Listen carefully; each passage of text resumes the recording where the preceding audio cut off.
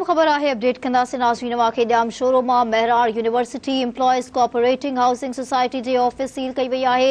ॼाम sorrow society जी रहायशन पारां धरणो cooperating housing society ख़िलाफ़ नारेबाज़ी कई वई आहे। गवर्नमेंट कोऑपरेटिंग हाउसिंग सोसाइटी जे ऑफिसरनि ऑडिट न थियण जो जवाब ॼाणाए ऑफिस सील करे छॾी आहे। अब्दुल कयूम मला जो चवणु आहे ॼाम शोरो कोऑपरेटिंग हाउसिंग सोसाइटी जा अमलदार रिश्वत घुरी रहिया आहिनि। जामशोरे कंहिंजी ब्लैकमेलिंग में न ईंदासीं, ऑफिस के सील करण वारो ऑर्डर वापस वरितो वञे।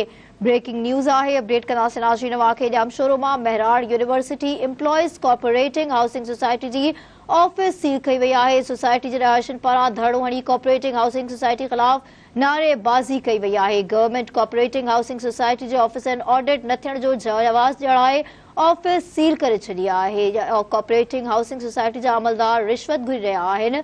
कंहिं बि ब्लैकमेलिंग में न ईंदासीं, ऑफिस के सील करण वारो ऑर्डर वापस वरितो वञे।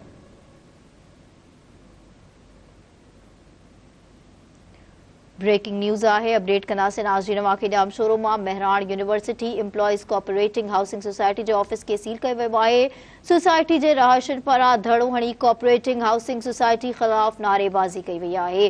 गवर्नमेंट कोऑपरेटिंग हाउसिंग सोसाइटी जे ऑफिसरनि ऑडिट न थियण जो जवाब ॼाणाए ऑफिस सील करे छॾी आहे। कोऑपरेटिंग हाउसिंग सोसाइटी जा अमलदार रिश्वत घुरी रहिया आहिनि। कंहिं बि ब्लैकमेलिंग में न ईंदासीं, ऑफिस के सील करण वारो ऑर्डर वापस वरितो वञे।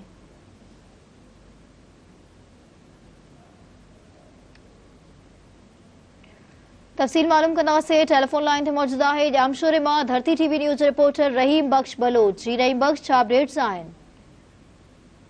जी बिल्कुल, कायनात Mehran university employ cooperating housing society जी ऑफिस सील कई वई आहे। सोसाइटी जे रहायश ऑफिस उस्तादनि ऐं मुलाज़िमनि पारां धरणो हणी कोऑपरेटिंग डिपार्टमेंट ख़िलाफ़ नारेबाज़ी कई वई आहे। उन मौक़े ते एहतजाज कंदड़ अब्दुल कयूम मला, मोहम्मद अली शोरो ऐं मोहम्मद बख्श राजपर ऐं ॿियनि जो चवणो हो त government of Sindh cooperating department जे ऑफिसर ऑडिट न थियण जो जवाब ॼाणाए ऑफिस सील करे छॾी आहे। ऐं हिननि जो चवणो हो त government of Sindh cooperating department जा अमलदार रिश्वत घुरी रहिया आहिनि। हिननि वधीक चयो त कंहिं बि ब्लैकमेलिंग में न ईंदासीं, ऑफिस खे सील करण वारो ऑर्डर वापसि वरितो वञे, न त ॿी सूरत में एहतजाज जो जेको दाइरो आहे उनखे वधायो वेंदो। जी रहीम बख्श, तव्हांजी वॾी महिरबानी अपडेट करण लाइ।